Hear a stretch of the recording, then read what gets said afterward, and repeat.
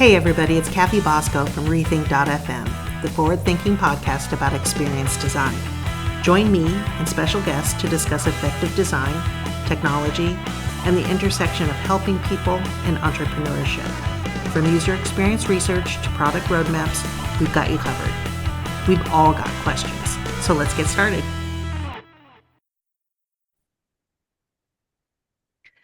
Welcome, Rho. Thank you for joining today. I'm really looking forward to speaking with you. Can you tell everyone a little bit about yourself and what you do? Yeah, it depends on who I'm talking to. In the tech space, I get a little more specific, but I usually tell people that I'm a bulldozer because that gets their attention. What is a bulldozer? I help executives cut through noise, amplify their leadership, and get stuff done. And I do that by bringing ruthless clarity into complex problems. And when I'm not talking to kind of technical people, I just tell them that I'm a coder. Okay, so you're a data engineer, I analytics? am. I'm an Yeah. analytics engineer. Okay. And so that position I think is a little bit in flux. Um, Oh, I'm an AI analytics engineer. And so we'll probably get into it a little bit later, but data's um, this, I would argue it's the twin or a very closely associated cousin to AI. Um, but yeah, right. I do all the data. I've also told people that I do Excel spreadsheets on steroids. So not millions of records, billions of records across thousands of tabs, like just a lot of Excel on steroids. That's probably a good visual for a non-technical person of what I'm doing. So, how would you describe the last year and a half of your career? How have things been evolving for you? So it's been interesting. I definitely, so maybe 2, 3 years ago, I was definitely AI is a nice toy, but I'm a results driven person. And so it was more a shiny object than anything useful. But probably like 2 years ago, I really got introduced to what it can do. And so since then, things have changed Yeah, yeah. dramatically and quickly. And there's just been I'm doing a lot in terms of exploring. Still at the end of like, I want to get results. I don't want to just play with toys. But yeah, Yeah. I would think that um, professionals in your area of expertise have a significant amount of power to influence the quality of an AI experience because you're aligning context and you're working with data and ontologies and taxonomies. Is my absolutely. assumption right? Absolutely. So I talked about Data's kind of the I don't know if I said twin or cousin. There's a quote from the movie, right? We're in fantasy football season. I'm not a huge football fan, but when I watched The Blind Side, there's this really great quote that I wrote down. It's at the very beginning of the movie, and it says, "Every good housewife knows the first check you write is for the mortgage, but the second is for the insurance." And it talks about this position of left tackle, right? And its job is to protect the quarterback from what he can't see coming and to protect his blind side. I think that visual, even if you're not into football, that visual, I think, is a really good paradigm to identify data's role with AI. AI is the quarterback, it is the leader, it is the star, it gets all the attention. But the success of AI is closely aligned with your data. And your data is not only where the analogy falls apart, data informs, right? It protects the blind side. It informs and gives you context and information, lets you see what you can't see. But especially when you're getting started with AI, um, data can lead you down the result driven path. So in that sense, it can take a leadership role. If you're not if your data maturity, right? If you don't have full-fledged machine learning and analytics in your processes already, data can really help you scale quickly to get to AI solutions. Yeah, yeah. I'm thinking the quarterback cannot be successful if the front line can't protect him enough. Protect, yes, Yeah, yes. right, Right. It's right. all a team. It's all a team. Yeah, But yeah. everyone looks to the everyone look and everyone, right? The quarterbacks are they're the names that people know. They're the first pick in the draft. Right, right. And left tackle, not so much, right? It's you don't even it's just the defensive line as a whole. It's not even individuals, right? But that's I think that's a good I'm still kind of chewing on it, but I think it's a really good analogy. I think it helps like a non-technical person kind of wrap their head around the Yeah, relationship between the two. I like that you included the bit about the mortgage and insurance too. That was inclusive for me and I Hmm. appreciated that. Yeah. What I'm curious, in what areas where you're seeing good results and what areas where you're seeing, you know, poor results or where you're pulling back, where you're helping teams pull back. Can you talk a little bit about that? Yeah, so I think one area, so where I guess cautionary tale, which it's a cautionary tale, but I would also recommend doing it. So I think a good first step is invest in an enterprise ChatGPT account. So note takers, right? A lot of people are on the Google platform. You've got Gemini baked into that. So that's a really easy lift. It's just a matter of using it. Their note taker it's just a one button click in your Teams meeting. It's really good. Um, but any note taker, I've used Gemini's, I've used Fireflies was the first one I prototyped with. I personally use Motion outside of work. Um, Motion's a great kind of project management organization AI tool. Hmm. But that idea of just transcribing meetings happen, what's said in meetings, even if you have an agenda, there's so many little things that come up in a meeting that get lost that I've been able to pick up and use to help educate and kind of create. We talked about ontologies before, right? Right. Capturing the tribal knowledge from the village elders and whatever. I don't, The what legacy I don't know what folks.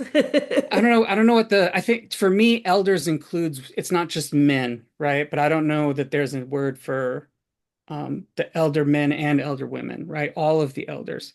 Yes. Um, like that's a big part of what I do is taking that tribal knowledge that is not codified, that's not written down, that if that person leaves, that knowledge leaves with them. How do you pull that into something that can scale that's not them?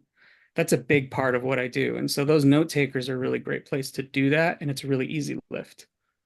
That's a really big need. I Yes, think that's a that is. huge need. I think I've worked and uh, been embedded with many teams that struggle because of that. So I think that's an amazing need that is important to be met. And I think it's fascinating that data analytics is catching that because I think of data analytics differently maybe than documenting um, Mhm. auditory kind of folklore of an organization. I think of it more as like measuring current data for KPIs and metrics Oh, and yeah, things like no. that. Where that comes up, and I guess so I think there's two takeaways that I would want. Because the original question was, what's the cautionary tale? The Right, cautionary tale is stopping there and thinking that's all I have to do. That's a good first step. Um, from great there, call. and to your point, and so the win, right? What's a really easy low rent win is these note takers. So what you're saying is right. In terms of most of the time, analytics is trying to nail down just like a specific number. The classic, I guess, a classic example from a marketing perspective is looking at UTMs. UTM is a tracker that, so when I put an ad out, um, it tells me what platform was it on, right? Was it Snapchat? Was it Google search? That type of a thing. And then there's a few of them. But there's one called Medium, which is essentially telling me, is it coming from Google? But is it coming from Google ads? Is it coming from Google search? Is it coming from Google paid ads, paid search ads, or organic search ads? Um, Medium, um, from its technical use as a technology that's passing information between applications, has one definition, but then different parts of the organization need different levels of granularity. So, what the CMO wants to look at is a much higher view of the same term medium than what the director of kind of digital marketing is looking at, which might be more granular. But they all talk about the word medium. And so when you look at your reporting, it's just medium. And so when you're looking at a number by this, and you could throw revenue in there too. When I say revenue, this is a more general application. There's revenue can mean sales to the sales organization, just like how much did we sell? Right? But to an operations person, revenue is fulfilled revenue. Mhm. And you can go once you're talking about different regions, they might see revenue and then filter out and not include a certain category of revenue because they're just not interested in. Um, so if I'm selling sleep systems, I might just be interested in the main mattress. I might not be interested in including pillows. Or if I'm giving away pillows and the revenue is technically zero, if I'm over pillows and it's my job to sell pillows, but you're giving away all my pillows, I want credit.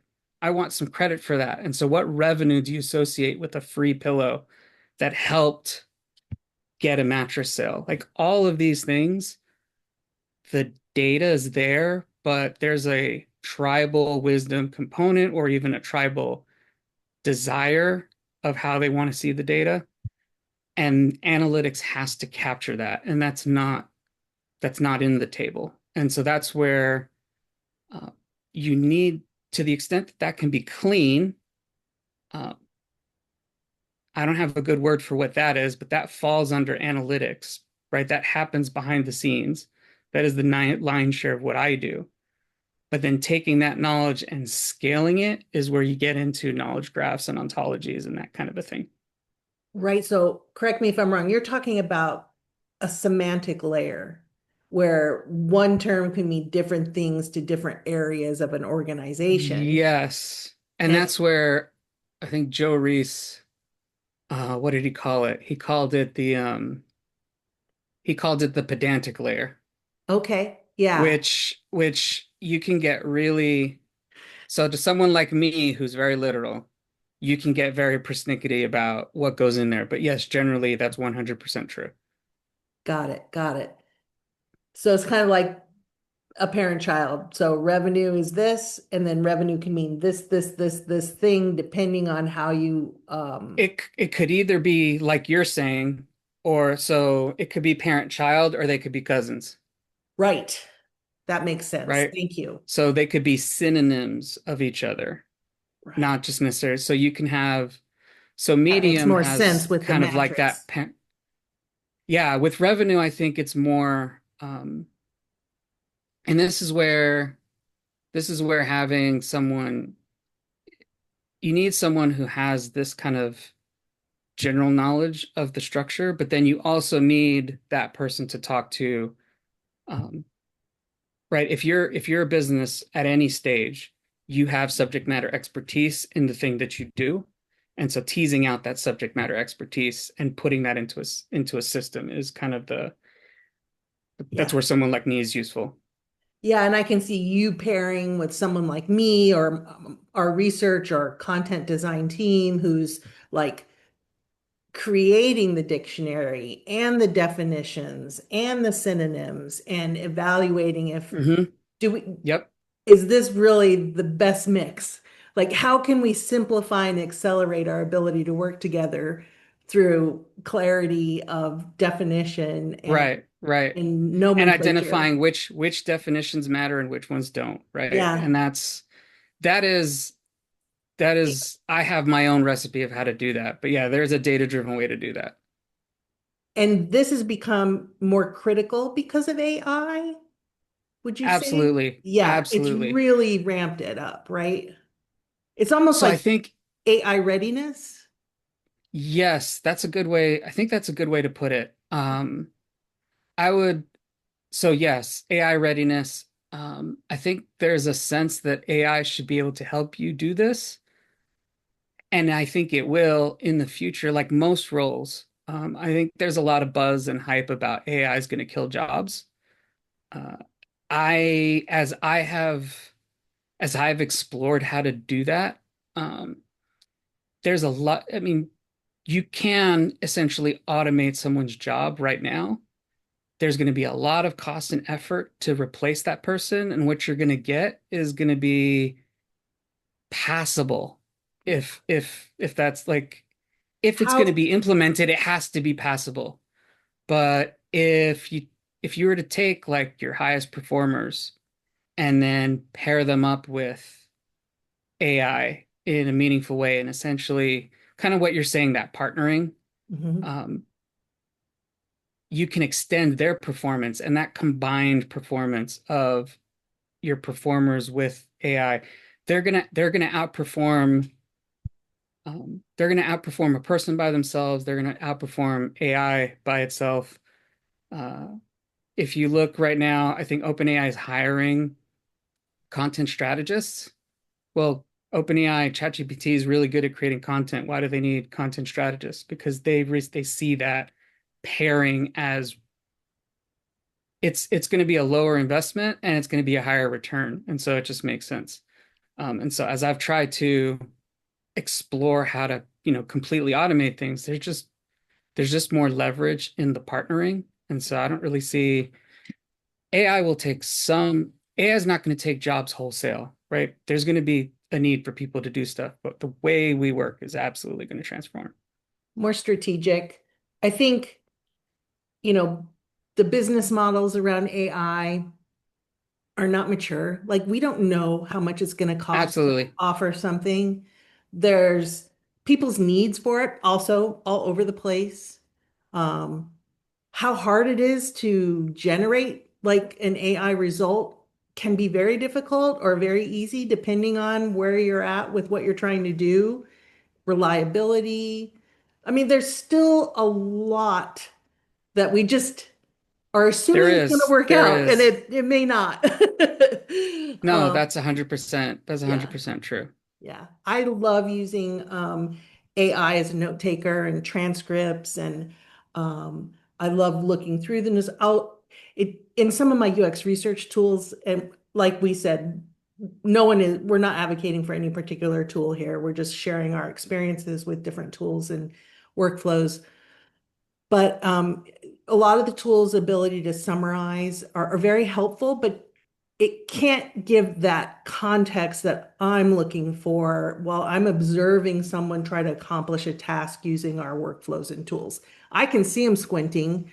I can see them stall and do something. AI doesn't pick up on a lot of stuff like that. So Right. On a transcription, it's not going to pick that up. no, and even in a summary, it's not going to realize that the person's thinking about the last pattern they were used to using and may not be articulate enough to say, like, this is a new pattern I'm using. I do not recognize this.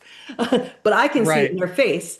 Um, so it's really exciting. I think all of the semantics and the layer of context engineering. How do you define context engineering? That's another question I have. So there's a big picture, right? And then um so if this thing you don't want to forklift the whole thing. I So see. you don't it's you don't so how do you do it? The visual is like, well, how do you swallow a whale? Right? Well, one bite at a time. And so to answer that, like the how, when you're talking, I get very technical very quickly. I get very like down in the weeds, like how do we get this thing done?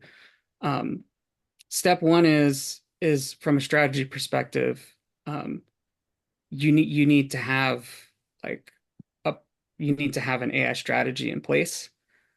You need to do the homework. You need to be clear on where are you in your data maturity? Like what Clear step and are you honest with at? yourself, Is right? clear and honest with yourself. What do you have in place?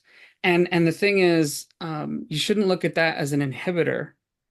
Even if you're at zero, right, which is 100% our business is tribal knowledge. Like we're really good at what we do. Which you have to be good at what you do, or else you wouldn't be in business to some extent. Like every business is good at, they have a product that people are purchasing, right?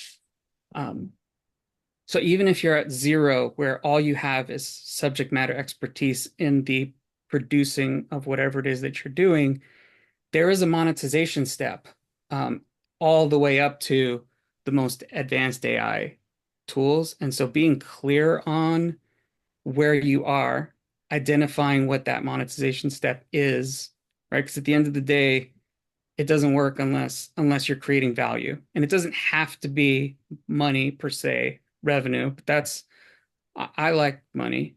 I like getting paid and I like helping businesses, right? If a business is getting paid, it's delivering value, right? That's as the Right. measuring stick.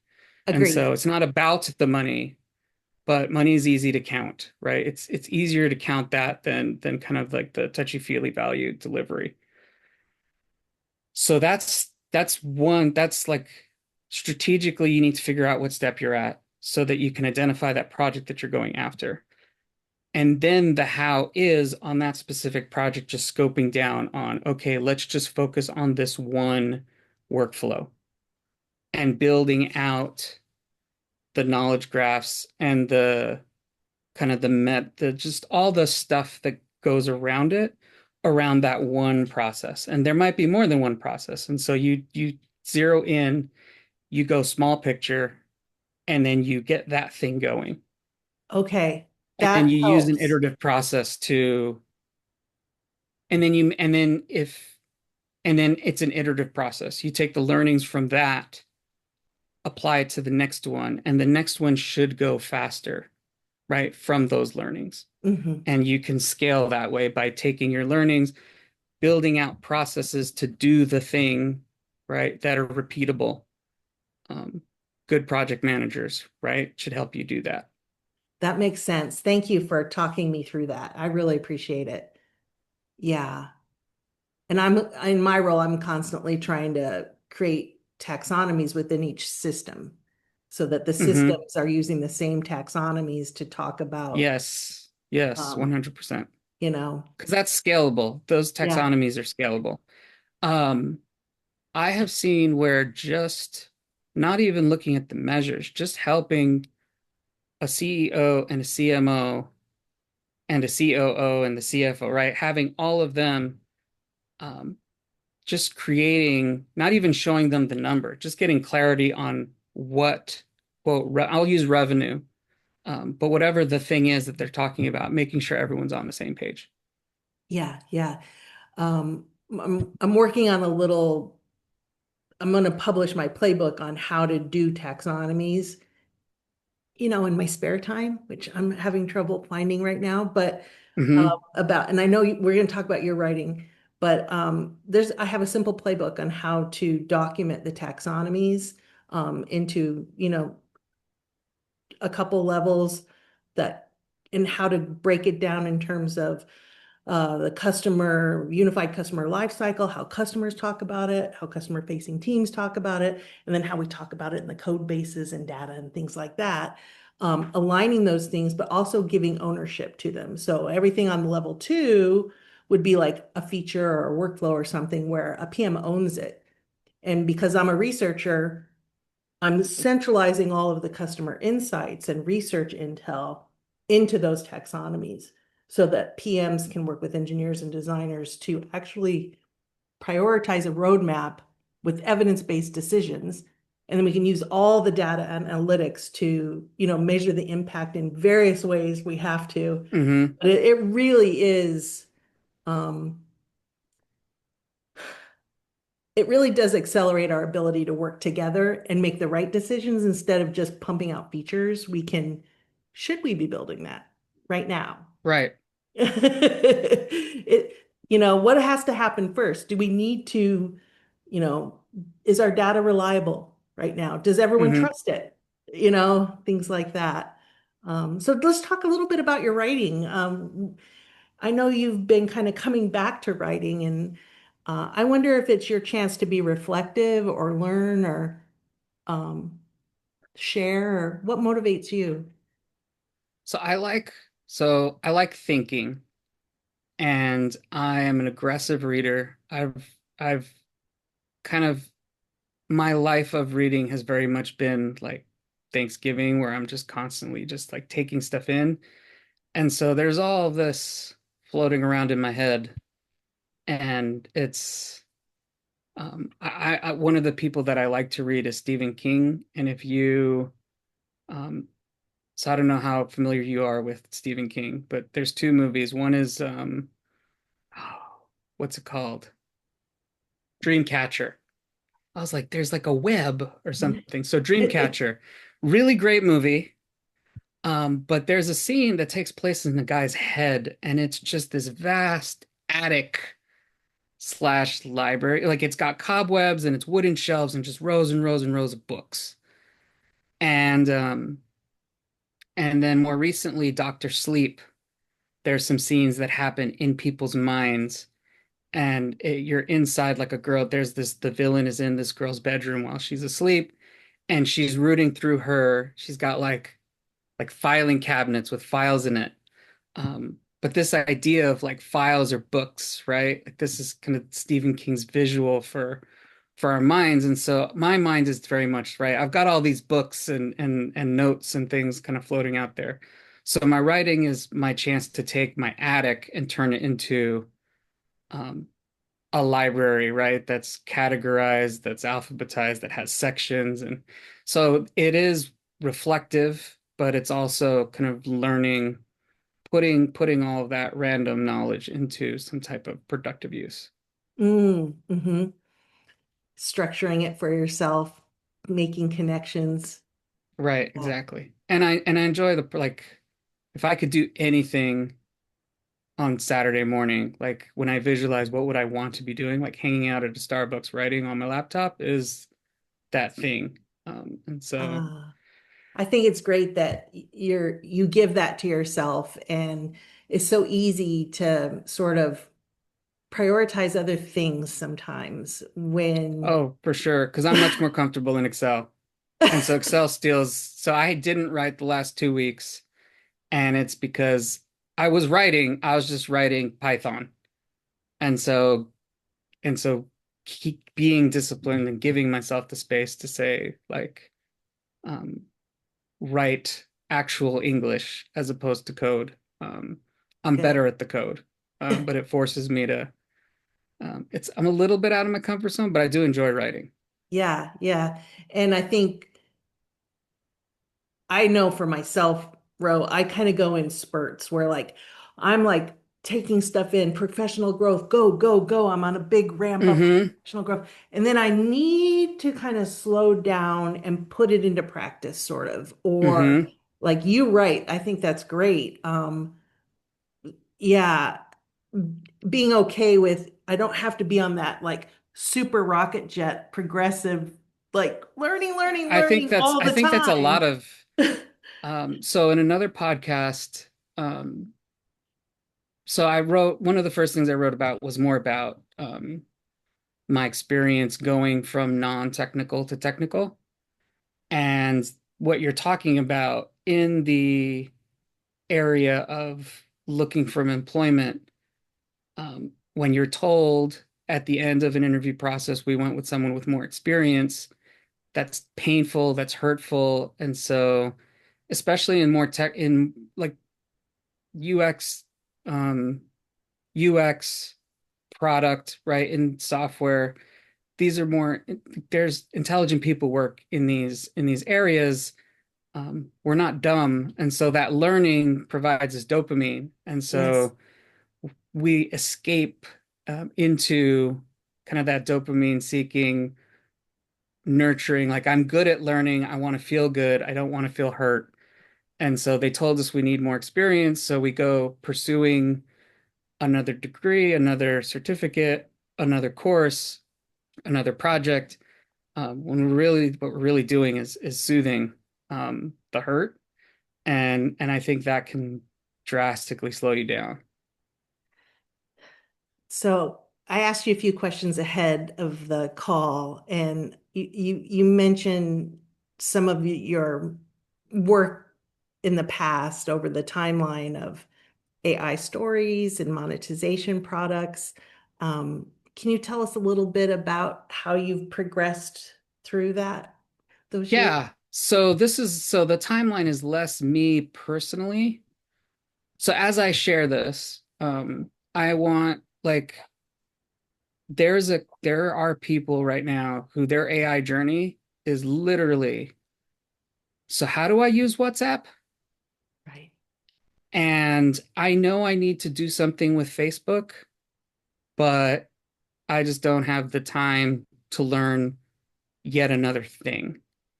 A week ago, I was in the back seat of a car. We were kind of just talking, and I asked my friend who's driving, give me a topic. And she talked to me about a topic that she had to write a paper about when she was back in school, like 10 years ago.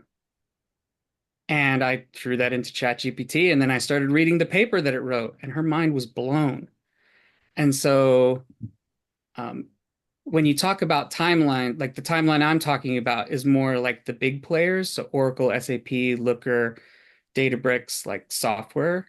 Uh-huh. It can feel like you're behind the eight ball, but the truth is 2025 is like 2023 was the year where big companies were talking about pilots and stories. That was 2 years ago. So you can feel like you're behind. But the truth is, for a lot of businesses, that's right now. Um, Last year, a lot of companies like Oracle, SAP, Looker, they started building out products. And there's this, I guess the meme was, let's put a chatbot on that. And so you saw a chatbot sitting on top of everything. Yeah. This year, we're seeing actual delivery of products that are AI products. Of the one that I like the most is so Databricks is a software that I use to kind of do my job. They have something called the Genie Room. Essentially, you have like a dashboard, and if you have questions about the data that you're looking at, you can talk to Genie, and Genie will tell you about it. And you don't need to know SQL, you don't need to know anything. Looker, which is a tool I'm very familiar with, builds those. So Databricks basically supports Looker. Looker Right. sits on top of Databricks. Databricks provides the data. It can do dashboards too, but most people do their dashboarding in Looker or Tableau or Power BI or something like that. So they both have this like chatbot feature where you can talk about your data, and it can query the data, it can look at the data. They're both okay, right? They're not amazing, but what really sets Databricks apart from Looker is that as an admin on the back end in Databricks, I can see what people are asking about, and that can help direct. We were talking before about like identifying what kind of the important things to look at are. Like, how do you scale? How do you get to results? With Databricks, I can see what are people interested in? What are the questions that they're asking that maybe our current dashboards aren't directly answering, that they need to go a step further and find things out. Looker's not giving me that. Right. And so whether they can, and Databricks has a really cool, when they get an answer, if if it's something they want to rely on, there's a quick button that they can click to say, have someone double check this for me. And so that Wow. process within Databricks, and then that flags comes to someone like me, and I can just double check the numbers and say, yeah, that number's solid. Or more likely, hey, I know what you're looking at. You didn't consider, you know, this aspect of the data. Did you want to consider this other filter? And they're going to say, absolutely. So then I put in the other filter, but it makes that conversation really quick. I think Looker is going to learn that and their tool is going to do the same thing. I've said Looker, Looker, Looker enough in this podcast that hopefully it shows up on an algorithm and they're like, oh, that's a good We should idea. do Maybe we should do that. this. Um, I But think they're going to do it.